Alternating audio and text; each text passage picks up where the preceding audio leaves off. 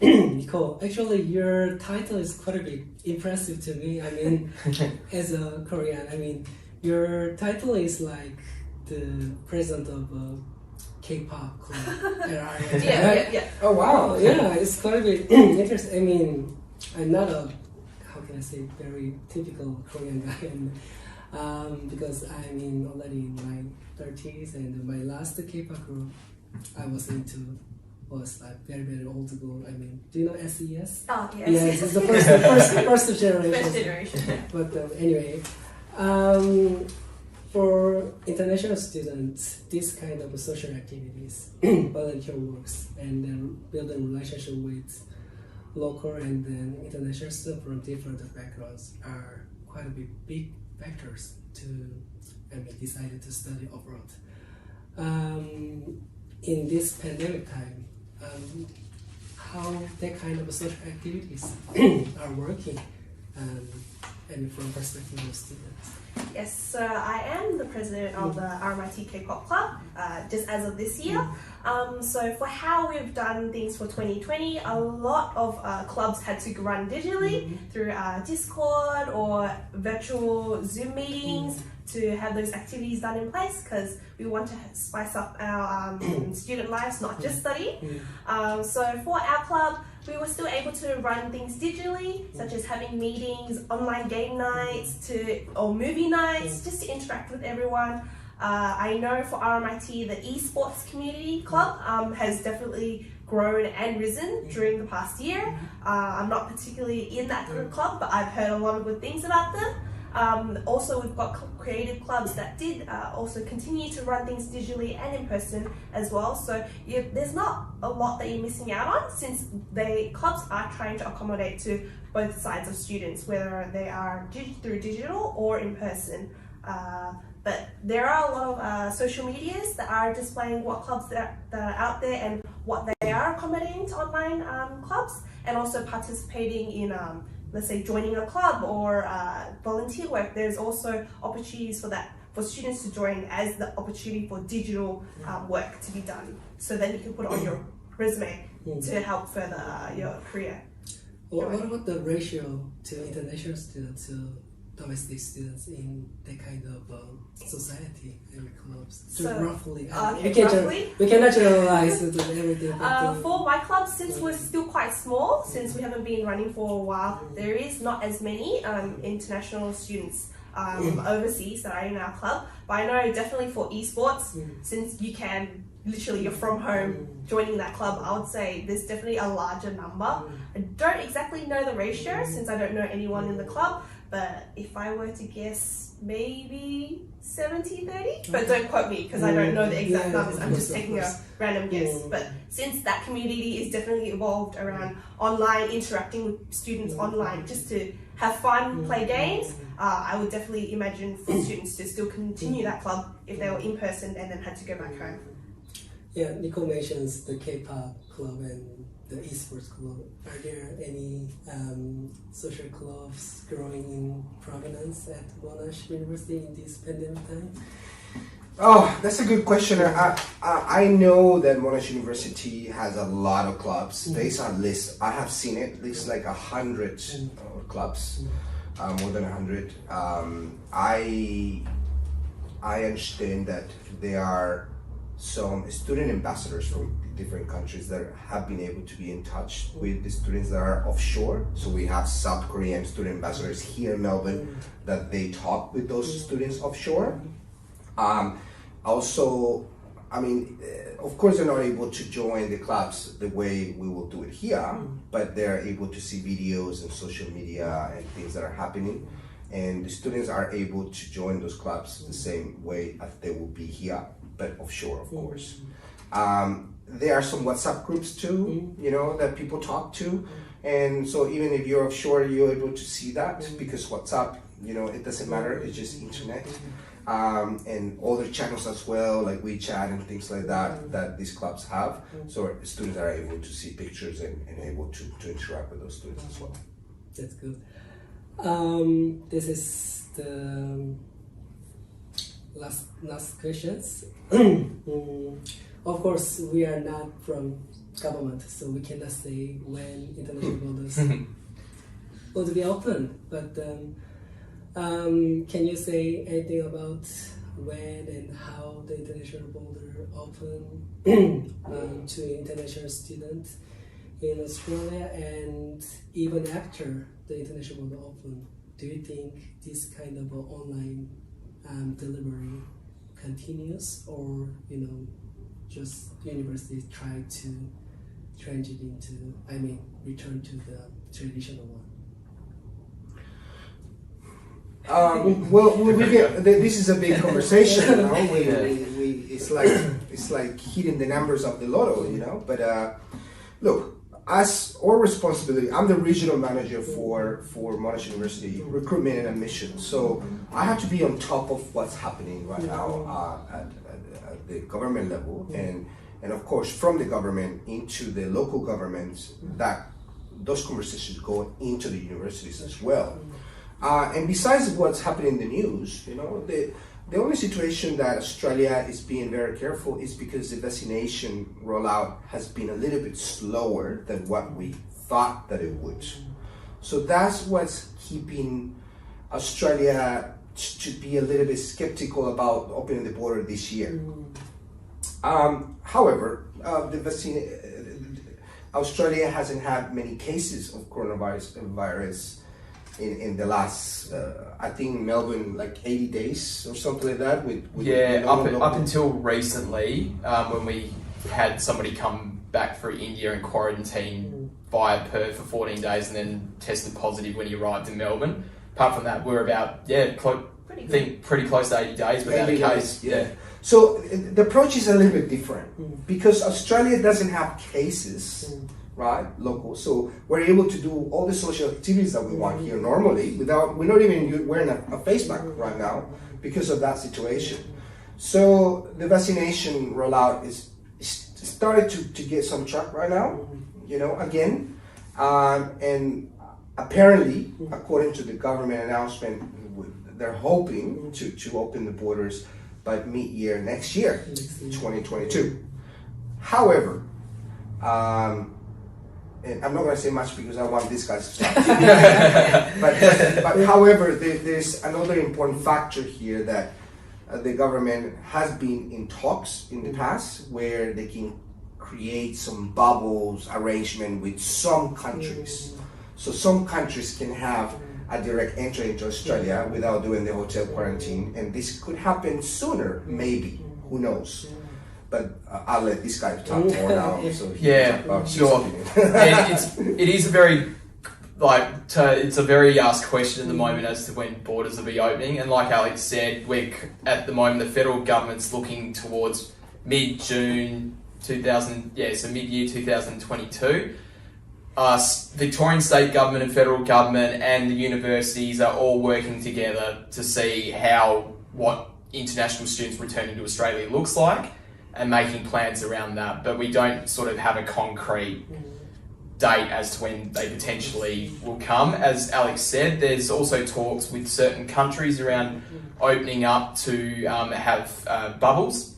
So there's potential for some countries to come early in that without having to quarantine. For example, we're already doing that with New Zealand because they've had a pretty similar track record on how Australia has been managing the virus as well. So that's kind of what the current state is at the moment, but as we've kind of seen over the last 14 months, it's a very rapidly changing situation depending on what happens with the virus and where it happens and all those sort of things. So but at this stage at the moment, we're roughly looking towards mid-June. Sort of June next year. However, there's a lot of pressure, though. I need to say that there's a lot of pressure from the education sector, and not only from that, from the tourism sector, that they want the government to open the borders sooner. So right now, everybody's pressuring the government to, we don't have to wait until next year. How about the end of the year? But everything will depend on the rollout of the vaccination program that is happening at the moment, and also. I believe, and this is my personal belief, not Monash University belief, that we won't be able to be open to all the countries in the world right away because it will depend also about their vaccination Yes. program as well.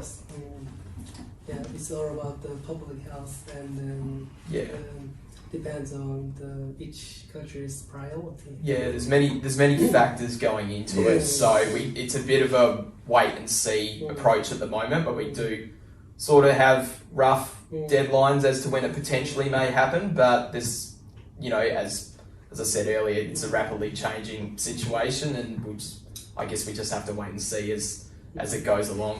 Yeah. There has been some conversation though with some countries. So like Singapore, for example, is a country that they were hoping to open another bubble, or even South Korea as well.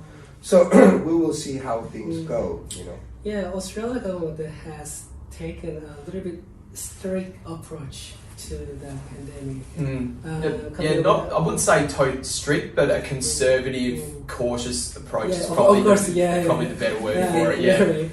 Because personally, I mean, it's been more than 5 years since I visited Korea last time, and then last year I was planning to visit my family in Korea, but it's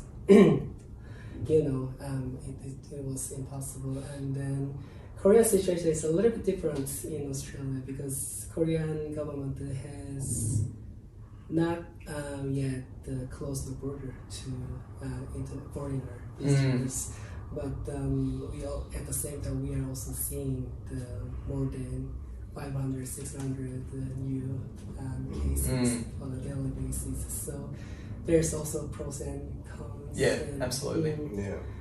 Okay, before closing today's conversations, is there anything you want to say to those who are still considering between waiting for the intention border open and starting off their course in online module? I think, I would like to thank first of all for the opportunity today. Hopefully we send the right message to the students over there. And I try to be as simple as possible, very basic, go back to basic, to students, and apply my own experience and what I see around me. I would like to invite the students to give it a try, to do something. The whole world right now is different, and we will have to live with it for a long time. So don't delay your dreams or your career aspirations for later on just because you have to do this over a computer. Australia is cautious, Australia is conservative, and that's why we don't have any cases here in Australia for a long time, locally acquired cases.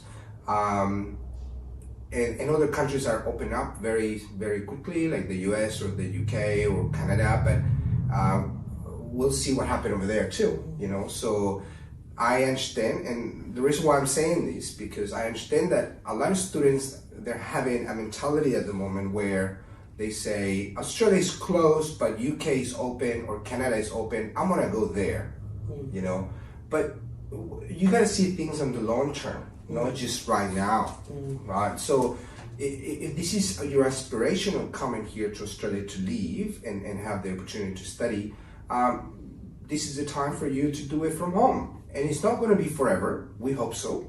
But like I said before, it's going to save you a little bit of money. Also, it's going to get you used to the Australian way of doing things and the education system. You're going to have a great experience. You're going to have a ton of support, more than if you will be here face to face. And you still carry the name of the university behind you, even if you're doing this from home. And once you get in, you're in. What do I mean? What do I mean by this? I met 2 or 3 students from South Korea. They went to the US to do their studies right when everything was happening, and then after the first year of studies, they decided to come back to South Korea because it was just too chaotic. It was too crazy over there, and people were dying, and they got afraid, so they decided to come back home. You don't have to do that here. You don't have those risks of being sick just for going to uni. You can do that from home. We do offer those study grants for those students that are able to study from home. This is a great chance, great opportunity. So take advantage of those opportunities and those type of support. And like Alex said before, you will use this in the future no matter what, right? This will help you to be virtually ready for what's going to happen in the future at your work or anything that you do in the future. Thanks, Sam, for the opportunity to speak today. It's been a great discussion with you, Alex, and Nicole. Want to just reiterate what Alex said. You know, this is a new way of studying, and potentially, you know, it's still a while until students can come here. And if you're really wanting to get into your career path as soon as possible, then I'd encourage you not to delay your studies. You're getting that same quality of education. You're getting that you're getting the same you know, qualification as you would as if you were studying face to face here. You are gaining those skills which will prepare you for the new way of working as well, and you're getting all the exact same student support services that you would when you were here in Melbourne as well. So I'd encourage you to look into giving online learning a go, and if you have any further questions, you're able to book a one-on-one consultation with me or my colleagues in our international recruitment team through our RMIT website, and you're also able to speak with the Beta Education team as well, and they're able to provide you more information and assistance around your aspirations on what you want to study as well. As a student, I would say give it a go, give it a try, because you don't know if you would like something without trying it first. As a student myself, I didn't start off as a financial planning student. I was starting off as an engineering student. So I thought I would like it. I gave it a go, didn't quite like it, so I changed it. So I'll say give it a go first, see how you go. And with online education starting to happen right now, it's giving more opportunities for things such as online internships or online jobs that never happened before, and it's also preparing you for working digitally, let's say with future clients you have in your career, or working as a team with other people overseas. So I would say give it a go and see how you go with that. Thank you for today to Alexis and Nicole. Hey, Sam. Yeah, I will revival in my current language last Yeah, sure.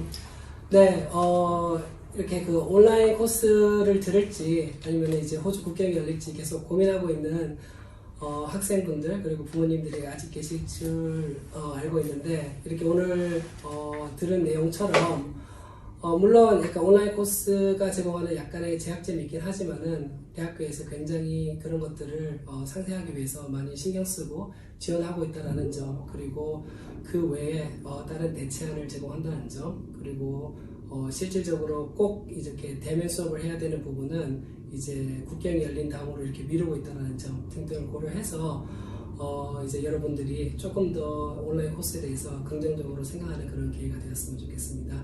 오늘 이 시간까지